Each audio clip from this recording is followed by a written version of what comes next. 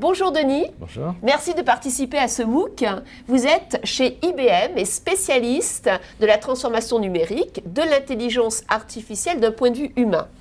Vous êtes aussi de formation universitaire et c'est intéressant de voir que votre parcours vous a amené de l'industrie aujourd'hui au service à l'informatique. Alors la première question que j'aimerais vous poser, c'est une question bien de base. Pour vous, quel est votre point de vue? Comment vous définiriez l'intelligence artificielle? Alors, c'est très difficile de définir l'intelligence artificielle parce qu'au départ, dans les années 50, elle a été définie par un test, le test de Turing. C'est-à-dire c'est une sorte de jeu dans lequel, en fait, on met un ordinateur dans une pièce, je le résume, un humain dans une autre, et puis vous avez une troisième personne qui peut interroger sur n'importe quel sujet, soit l'humain, soit l'ordinateur. Et si la personne qui interroge ne sait plus faire la différence entre les réponses de l'humain et les réponses de l'ordinateur, alors on a atteint l'intelligence artificielle. Alors effectivement, on n'y est pas encore à cette intelligence artificielle. On sait toujours faire la différence entre l'humain et la machine. On a par contre développé beaucoup ce qu'on appelle les systèmes cognitifs. Merci parce que cette définition est clé. Elle met en avant l'idée du jeu, le jeu qui a permis de définir ce qu'est l'intelligence artificielle et surtout, quelle que soit la question que l'on peut poser, si on n'arrive plus à faire la différence entre l'homme et la machine, alors on dit qu'on a une IA. Et ce jeu se retrouve d'ailleurs dans les tests aujourd'hui, quand on compare AlphaGo avec le jeu de Go, quand on compare bien entendu le jeu d'échecs, quand on compare Jeopardy, on voit qu'en fait c'est un élément toujours présent dans les recherches et dans les applications. Autre question, Denis, est-ce que vous pouvez nous dire aujourd'hui quelles sont les différentes caractéristiques des systèmes d'intelligence artificielle? Voilà. Alors ce qu'il faut comprendre, c'est que assez récemment, dans les années 2000, ces systèmes cognitifs sont redevenus à la mode et sont revenus performants parce qu'on a amené une nouvelle façon de programmer ces systèmes cognitifs, notamment avec ce qu'on appelle l'apprentissage profond ou le deep learning. C'est-à-dire qu'on n'est plus dans une informatique qu'on programme avec un certain déterminisme défini dans le programme. On est dans des systèmes informatiques, une nouvelle voie de systèmes d'informatique qui sont cognitifs, qu'on éduque et qui vont amener des échanges et notamment du dialogue, de la compréhension en langage naturel, de la compréhension d'une vision, d'une photographie, d'un visage, etc. avec quelque chose qui n'est pas déterministe puisqu'il sera plus probabiliste. Le système cognitif dira, ben voilà, je pense répondre de cette façon-là avec une probabilité de temps. Donc c'est une nouvelle voie de l'informatique qui se développe depuis les années 2000 grâce au deep learning. Donc si je comprends bien, pour définir aujourd'hui les systèmes d'intelligence artificielle, on a deux grandes voies. On a les aspects algorithmiques, où là on est sur des schémas prédéfinis, on parle de rationalité, on parle de déterminisme, et on a les systèmes d'intelligence artificielle qui sont plus dans de l'auto-apprentissage, où ces algorithmes en fait apprennent grâce aux données qu'ils vont mouliner, qu'ils vont transformer et qu'ils vont pouvoir proposer des solutions sans avoir d'apprentissage prédéfini. Est-ce bien ça? Alors, donc non. Ah non, merde. Alors le problème, c'est une des difficultés qu'on a là, c'est que c'est un apprentissage profond, mais ce n'est pas un auto-apprentissage. C'est toujours un apprentissage supervisé. C'est-à-dire qu'une des difficultés qu'on a et un prochain plafond de verre qu'on devra franchir dans plusieurs années, c'est de proposer à la machine un auto-apprentissage, c'est-à-dire elle apprend toute seule. Pour le moment, elle ne peut pas apprendre toute seule. Donc on est obligé de faire ce qu'on appelle un apprentissage supervisé, c'est-à-dire d'avoir des éducateurs d'ordinateurs. Ce sont les nouveaux métiers de l'informatique où on va éduquer donc, ces systèmes cognitifs. Donc ça, c'est important. Après, dans les grandes catégories, alors il y en a deux en fait qui émergent parce que l'intelligence artificielle peut être à deux niveaux. Soit dans un réseau neuronal d'un système qui va se focaliser sur le traitement automatique du langage ou sur le NLP, le Natural Language Processing. Donc ça, Watson fait partie de cela. Mais on a aussi un pan d'intelligence artificielle qui est plus dans un algorithme pour traiter énormément de données et qui va permettre, par exemple, aux automobiles d'être autonomes et de conduire toutes seules. Donc c'est deux voies qui sont différentes. Donc, on comprend bien qu'il y a en fait aujourd'hui deux voies applicatives de l'IA. Celle où à partir de données et de la supervision humaine, l'algorithme va prendre des informations et va proposer des patterns, des solutions qui seront ensuite soit automatisées, soit utilisées par l'homme. Et ensuite, on a une deuxième voie où là, les algorithmes sont des algorithmes beaucoup plus structurés, qui fonctionnent à partir de données préétablies et qui sont donc dans de l'application classique algorithmique. D'accord.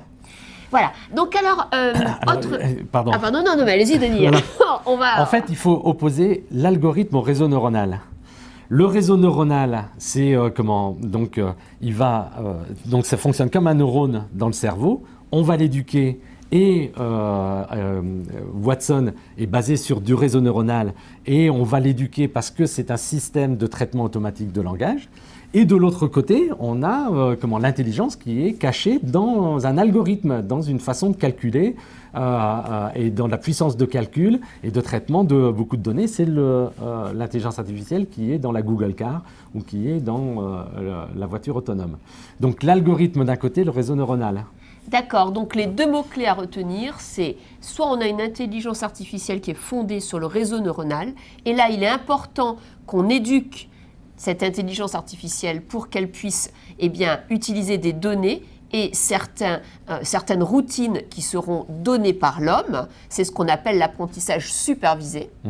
Et ensuite, donc la deuxième catégorie d'intelligence artificielle autour de l'algorithmique, où là on est sur plus de l'application d'algorithmes prédéterminés. Voilà, l'intelligence est dans l'algorithme ou l'intelligence est dans le réseau neuronal. Par exemple. Bien, bon écoutez, merci parce que ça devient vraiment plus clair. Alors maintenant, pour aller plus loin, autre question, c'est la question bien entendu de Watson. Est-ce que vous pouvez nous donner des exemples de ce que Watson réalise, puisque Watson s'appuie sur des systèmes cognitifs et sur des systèmes donc de traitement du langage, c'est bien ça? Alors c'est ça. Donc Watson est basé sur du traitement automatique de langage.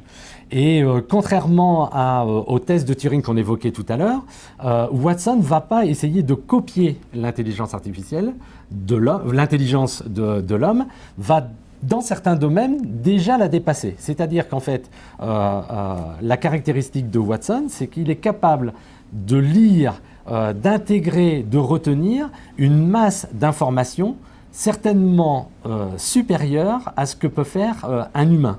Donc il peut aussi le traiter de façon très rapide. Par contre, Watson ne va pas aller dans l'intelligence humaine du type dilemme, du type le sens moral, etc. Et c'est pour ça qu'on aime bien dire que Watson, ce n'est pas de l'intelligence artificielle, mais Watson, c'est de l'intelligence augmentée.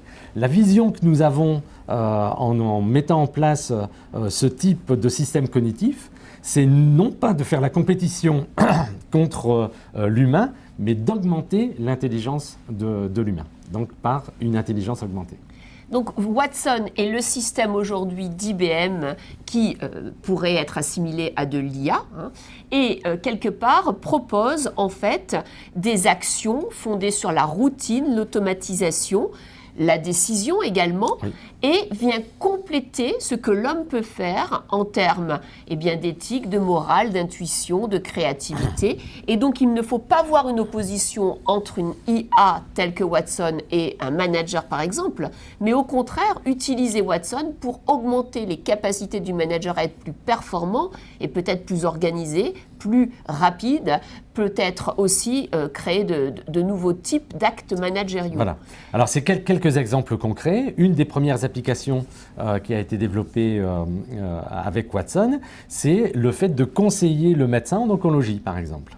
Donc, le médecin va faire son diagnostic, c'est toujours lui qui a la main, mais il va se faire accompagner de Watson parce que Watson aura la grande capacité d'aller regarder tous les protocoles, toutes les études que le médecin n'aura pas eu la possibilité d'étudier et d'analyser. Et on va retrouver ça dans le secteur bancaire, on va retrouver ça dans d'autres entreprises, ce principe d'être un accompagnateur. Et quand on est sur un Watson qui accompagne pour faire des tâches administratives et ce qu'on appelle la robotisation, on a exactement la même vision. C'est-à-dire qu'en fait, on va faire une collaboration entre l'humain et le robot qui, avec une certaine intelligence, va pouvoir prendre un certain nombre de tâches. Par exemple, analyser des emails pour une agence bancaire et déterminer, parce qu'il a cette capacité de traitement automatique de langage, de déterminer quels sont les emails qui sont urgents, quels sont les emails qu'on doit en priorité envoyer au conseiller bancaire, par exemple. Donc, c'est-à-dire que Watson est très efficace pour faire des corrélations entre des données, pour les analyser avec rapidité et donc va pouvoir aider sur des propositions de solutions de synthèse. Alors on dit souvent quand ça ne fonctionne pas qu'en fait soit les données ne sont pas très bonnes, soit l'éducation de l'homme qui supervise ce système n'est pas suffisante. Alors, ou en tout cas, elle peut être différente. C'est ça qu'il faut comprendre, c'est-à-dire qu'on peut avoir le même réseau neuronal, le même système cognitif donné à deux entreprises différentes ou à deux personnes différentes. L'éducation va faire la différence. C'est-à-dire la façon dont on va éduquer, superviser l'apprentissage du système cognitif peut donner des résultats qui vont être différents. Donc effectivement, on voit apparaître dans les organisations des nouveaux métiers. Le fait d'être un éducateur de système cognitif, c'est un nouveau métier qu'aura le conseiller bancaire, qu'aura les personnes qui travaillent dans la distribution, dans la santé ou dans un service public, etc. Donc on voit bien l'impact qu'il y a dans les organisations de travail, dans le développement des nouvelles compétences, sans compter les nouveaux métiers qui apparaissent notamment dans le domaine de l'informatique, parce que à côté des systèmes de programmation classiques, on a maintenant une informatique cognitive qui se développe et qui nécessite aussi des nouveaux métiers.